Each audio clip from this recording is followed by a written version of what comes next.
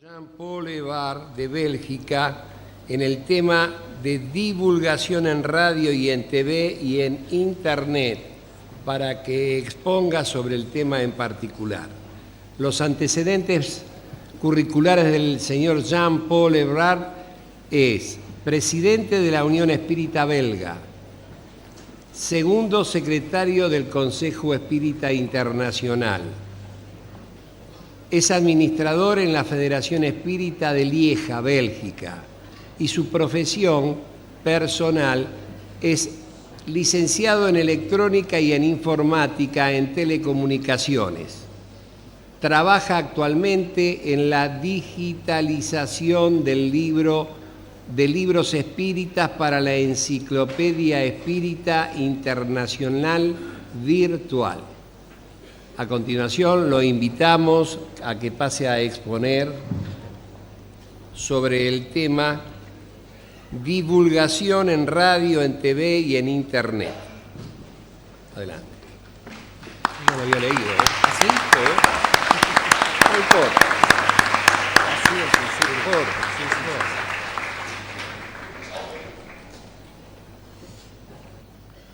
Mesdames, Mesdemoiselles, Messieurs, Sœurs et Frères, bonjour. C'est pour moi un grand plaisir de me retrouver parmi vous pour ce congrès Spirit mondial. Et je tiens particulièrement à remercier l'Union Spirit française et francophone d'avoir organisé cet événement sans précédent pour nous de l'Europe du Nord. Et je voudrais plus spécialement remercier Roger Pérez ainsi que tous les bénévoles qui ont œuvré activement depuis plusieurs mois, voire plusieurs années, à l'élaboration de cet événement. Je vais vous entretenir d'un thème qui n'a proprement pas parlé rien à voir avec le spiritisme en lui-même, mais qui est néanmoins très important et qui est un outil très puissant pour la divulgation de notre belle philosophie. Le spiritisme, ne l'oublions pas, est actuellement la seule philosophie sur Terre à apporter les grandes questions, les grandes réponses aux questions que se pose l'humanité, et trop peu de personnes le savent. Dans notre Europe du Nord, si on prend 100 personnes, on s'apercevra qu'on en aura peut-être une seule qui saura réellement ce qu'est le spiritisme et la philosophie qu'il renferme. Pourtant, cette philosophie renferme des réponses qui sont toutes empreintes de bon sens, de logique et de sagesse, et elles doivent servir de guide à notre société de demain qui en a grand besoin. Actuellement, l'homme a fait un choix de société qui conduit à une exploitation démesurée des différentes ressources de notre planète et de sa population, au point même de mettre en péril la survie même de celle-ci. C'est pourquoi le spiritisme a un rôle important à jouer, car il démontre que tout se tient et que ceux qui sont à l'origine de ces choix en assumeront les conséquences dans cette vie ou dans les suivantes. Nous, spirites, avons compris ces choses. Et je pense que si ceux qui ont fait ces choix le savaient, ils n'agiraient pas de la sorte. Ce congrès mondial est d'une importance capitale pour nous, Européens francophones, car le spiritisme qui a pris naissance n'en est pas moins méconnu. Précédemment, il était répandu partout, dans toutes les contrées de cette Europe. On retrouve dans nos archives plus d'une centaine de groupes spirites qui ont existé dès la naissance du spiritisme et qui ont disparu malheureusement, principalement après les 2 premières guerres mondiales et l'arrivée du matérialisme. Vous n'avez pas la traduction? ¿Usted tiene la traducción? ¿Sí? Hay una hermana ahí que no tiene la traducción.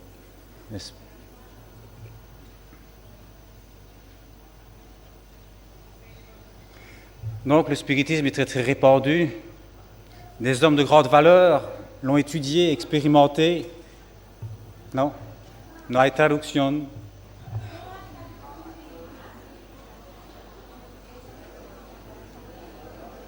Hay un problema con la traducción, por favor.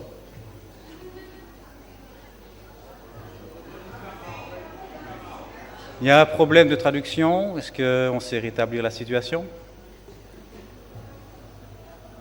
C'est bon? Non. Michel, tu sais voir le service technique ou Charles?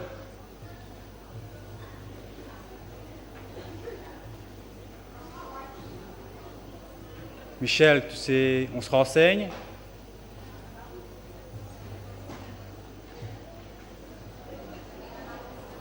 Ça marche? OK? OK. Merci. Donc, des hommes de grande valeur, des scientifiques renommés ont osé parfois, non, de nouveau pas. La traduction, s'il vous plaît. La traduction. Oui? Ah. OK. On recommence. Canal 1 seulement. On a seulement le canal 1. Oui? OK. Cette fois-ci, je pense que c'est la bonne, j'espère. Donc, des hommes de grande valeur, des scientifiques renommés, parfois au péril même de leur crédibilité, ont osé braver les sciences officielles et faire part donc de la réalité du spiritisme.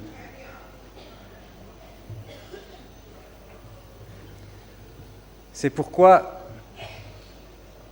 il faut absolument que tout le monde se mette au travail et recommence ce grand travail de divulgation. Ceci n'est qu'une première étape. Par la suite, il faudra pouvoir accueillir les personnes, car les informer, leur montrer que le spiritisme est là, qu'il a une philosophie extraordinaire derrière lui, doit aussi déboucher sur la mise en pratique. Et seul l'exemple que nous pourrons leur donner et les conseils que l'on pourra leur procurer feront qu'ils adhèrent ou non à cette belle philosophie. Donc, dans notre société moderne, les médias jouent un rôle prépondérant, car ils nous informent presque instantanément des événements proches ou lointains qui surviennent partout dans le monde. Et c'est justement en partie grâce à ces médias que nous allons pouvoir donner un nouvel élan de la philosophie spirit dans nos contrées. Mais avant tout, il faut en connaître les avantages et les inconvénients afin d'utiliser donc ces médias à bon escient. Car ces merveilleux outils de divulgation peuvent dans certains cas devenir la pire des choses.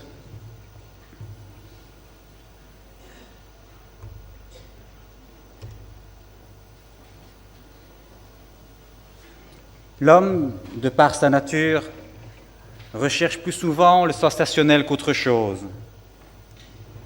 C'est pourquoi, dans tout le cadre de divulgation, nous devons attacher une importance primordiale à l'aspect scientifique et moral de notre philosophie, plutôt qu'à la phénoménologie, qui peut donner prise à toutes les critiques et à toutes les falsifications en tout genre.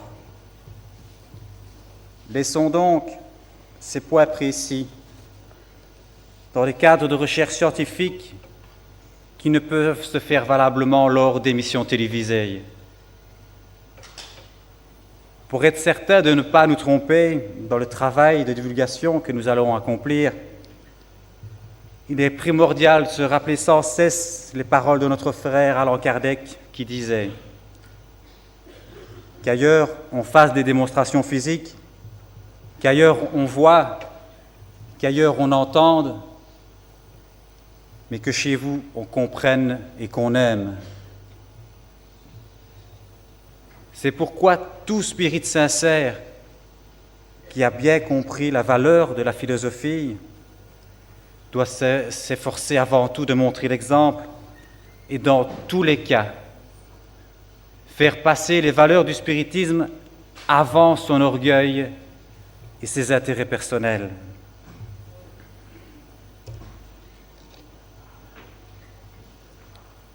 Venons-en maintenant au thème à proprement parler de cet exposé. Hormis les revues et journaux en tout genre, qui ont comme principal inconvénient le manque d'interactivité, donc ce sont des moyens qui permettent de diffuser des informations, mais qui permettent très difficilement de les recueillir. Nous avons à côté de cela des médias qui sont la radio et la télévision. Depuis quelques années, un nouveau média a fait son apparition. Il s'agit d'Internet. Je pense personnellement qu'il sera le principal média du XXIe siècle et sera pour nous, Spirit, un des meilleurs outils pour la divulgation. La radio et la télévision sont déjà d'anciens médias répandus de par le monde, mais leur jeune frère Internet est en progression rapide et constante. Avant tout, passons en revue les avantages et les inconvénients de ces différents types d'informations. Regardons également ce qu'ils peuvent nous apporter. Actuellement, en Europe du Nord du moins, la radio et la télévision officielle ne nous permettent pas de nous exprimer comme nous le voudrions. D'une part, nous n'avons aucunement la possibilité d'aller librement présenter le spiritisme comme nous le souhaiterions, c'est-à-dire son aspect philosophique et scientifique. D'autre part, lorsque nous sommes contactés par ces médias officiels, c'est généralement pour participer à des émissions qui n'offrent que la possibilité soit de répondre à des questions choisies par le présentateur, soit de participer à des débats très controversés. Il arrive aussi que le public soit appelé à intervenir lors de ces débats avec tout ce que cela représente comme inconvénient. Dans ces cas de figure, donc, il n'est pas possible de faire passer le vrai message spirit car la plupart des émissions recherchent avant tout l'audimat et par conséquent le sensationnel. Dans ces conditions, il est très difficile de faire passer des enseignements, qu'ils soient à caractère scientifique ou moral, car nous sommes carrément liés à ce que la télévision veut présenter au public. Le dernier exemple en date est ce congrès, qui est un événement quand même d'une importance capitale, qui présente une philosophie qui est née dans ce propre pays et qui n'a même pas été relayée par la télévision officielle.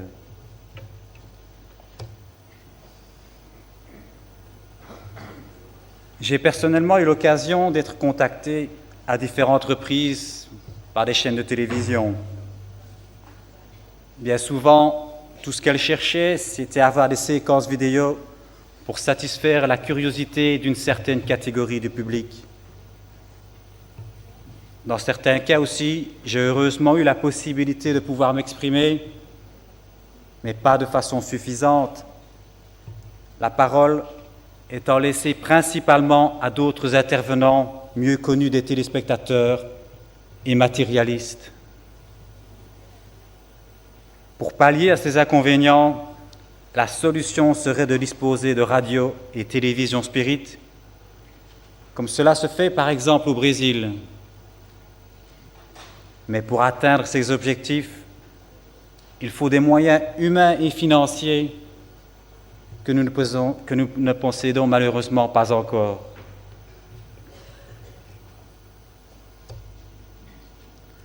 Heureusement donc, depuis peu, Internet est né. Il a connu une progression fulgurante et offre des moyens de diffusion presque illimités et présentant de nombreux avantages. Tout d'abord, Internet est à la portée de tous pour y placer les informations que l'on souhaite réellement diffuser sur le spiritisme, et tout cela à moindre coût, puisqu'il suffit d'un PC et d'une connexion Internet. Donc il suffit d'un ordinateur et d'une connexion Internet. De plus, il n'y a pas de frontières. C'est ainsi qu'une information qui est disponible peut être consultée où que l'on se trouve sur Terre, peut-être même au-delà, et au moment que l'on souhaite. Autre point important s'il en est, il n'y a pas de censure et l'on peut mettre à disposition toutes les informations que l'on désire réellement diffuser et de façon libre. Internet offre aussi la possibilité de diffuser différents types d'informations, que ce soit des enregistrements radio, vidéo, des cours, des livres, des conférences.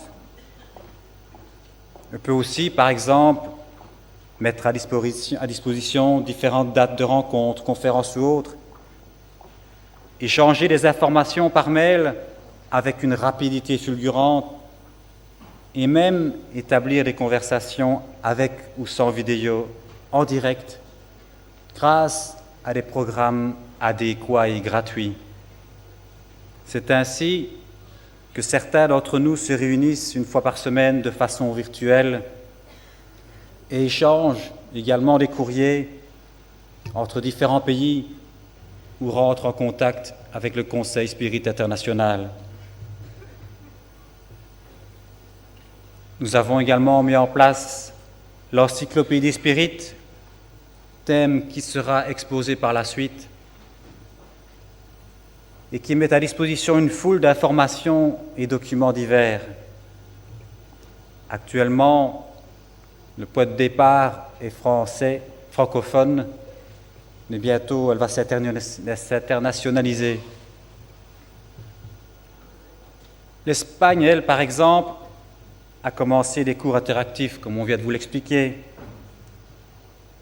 Certains ont ouvert des groupes de chat qui permettent de dialoguer en direct et de répondre aux questions du public.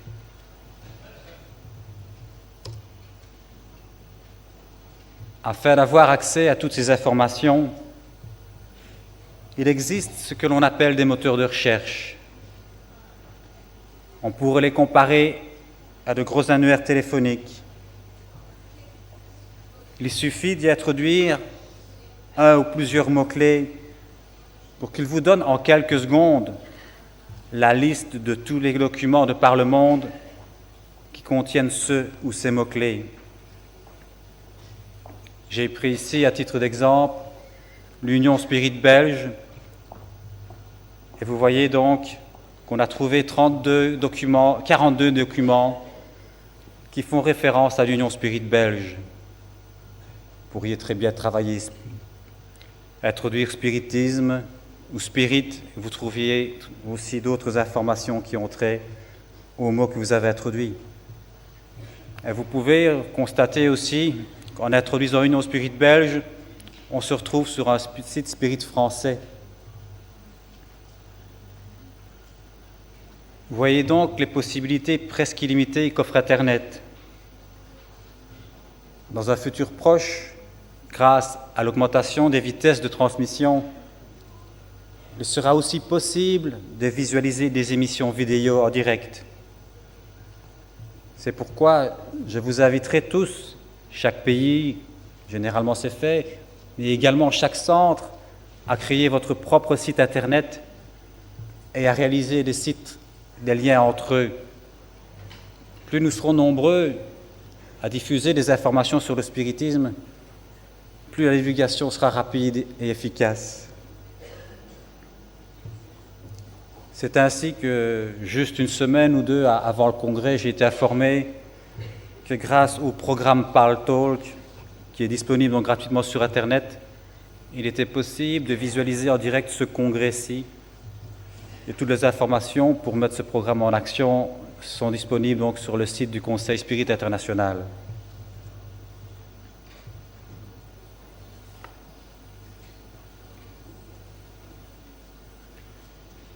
Mesdames, Messieurs, sœurs et frères, vous vous serez probablement rendu compte, le travail ne manque pas. Et quels que soient les moyens que vous utiliserez pour divulguer le spiritisme, ne perdez jamais de vue que pour réaliser une tâche quelle qu'elle soit, et encore plus lorsqu'il s'agit du spiritisme, il faut des bonnes volontés, bien entendu, mais des connaissances que tout spirit consciencieux s'efforce d'acquérir. Si nous voulons aider les autres, si nous voulons les éclairer, il faut nous-mêmes d'abord nous éclairer, apprendre, comprendre et mettre en pratique. Le spiritisme a besoin de personnes de bonne volonté qui s'investissent corps et âme pour le bien des autres. Il est de notre devoir de préparer le chemin pour une société au service de l'homme et non une société qui ne survit que par l'exploitation de l'ensemble au profit de quelques-uns. Regardons autour de nous. Dans toute l'histoire de l'humanité, l'homme n'a jamais eu autant de moyens matériels et technologiques pour subvenir aux besoins de la population mondiale. Pourtant, ces moyens ne sont pas mis au profit de l'ensemble. L'égoïsme règne souvent en maître sur une société matérialiste où malheureusement la majorité s'y complaît encore. Il est temps de réveiller les consciences et le spiritisme a les moyens pour y parvenir car il renferme les connaissances qui nous permettent de comprendre notre nature réelle, explique clairement les tenants et les aboutissants de notre passage ici-bas. Il est en mesure de démontrer que nous ne sommes pas sur terre par hasard et que notre avenir ne se limite pas à nos ambitions matérielles et égoïstes. Non, nous valons beaucoup mieux que cela, car notre vraie nature est spirituelle. Comme je le disais il y a un instant,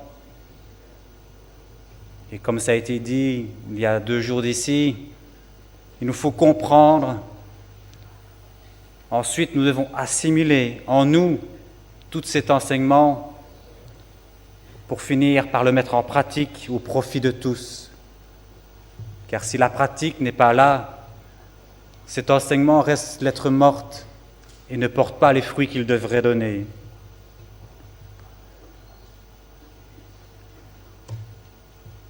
Pour terminer, je voudrais reprendre un extrait du message de Jean de Lumière reçu au Centre de doctrine et d'initiation spirite de Tours. Je cite. « Aimez ce que vous allez devoir accomplir. Pour ce faire, ne vous laissez pas détourner par des futilités matérielles ou par des vaines considérations d'orgueil ou de susceptibilité, ou encore moins par de stupides rivalités ou par des jalousies. Chaque être a sa place, et chaque place a un être pour l'honorer. Ceux qui vous paraissent plus doués sont ceux qui ont le plus de responsabilités, donc plus de risques à courir, plus de dangers à affronter, plus d'échecs à subir et plus de peine à réussir leur tâche. Ne les enviez donc pas, mais priez pour eux afin qu'ils puissent accomplir les œuvres de Dieu. Si vous écoutez bien ce message fraternel, si vous prenez en vous d'ores et déjà les dispositions nécessaires pour que cette unification se réalise, nous ferons encore plus pour vous et particulièrement pour ceux d'entre vous dont les problèmes existentiels sont pénibles. Car plus l'homme comprend Dieu, plus le Père lui confie des tâches de plus en plus nobles, en lui donnant les moyens de les accomplir en toute liberté. L'essentiel, chers sœurs et frères, c'est que ce que nous préparons depuis longtemps pour vous, qui n'avez qu'un faible aperçu de tous les bienfaits que peut vous procurer la connaissance divine. N'hésitez pas à vous rassembler, à vous entendre, à vous apprécier, à être indulgents les uns vers les autres, en un mot, à vous aimer. Et je me rappelle de ce que Vanessa a dit avant-hier, où elle parlait de la famille. Et la famille ne se limite pas à notre environnement immédiat, au père, la mère, les enfants. La famille, pour nous spirites, a un sens beaucoup plus large, beaucoup plus vaste, car l'humanité entière est notre famille. Notre famille est aussi tous ces êtres spirituels qui nous entourent, qui nous soutiennent, qui nous aident. Il y a quelques années, lorsque j'ai pris l'option de m'investir un peu plus dans le spiritisme, 2 mots me sont venus en tête, et ces 2 mots ne me quitteront pas, je pense. Il s'agissait d'unir et de reconstruire. À cette époque-là, je n'avais pas encore conscience de ce que ça pouvait représenter comme travail, et c'est en découvrant ce qu'il était advenu du spiritisme après un siècle d'existence que j'ai compris la tâche importante qu'il y avait à réaliser. C'est pourquoi je vous invite à vous unir et à nous aider à reconstruire pour que demain on puisse vraiment voir naître un monde meilleur. Donc de tout mon cœur, que tous les spirites du monde entier viennent ici en Europe pour montrer la voie que nous avons perdue. Je vous remercie de votre attention.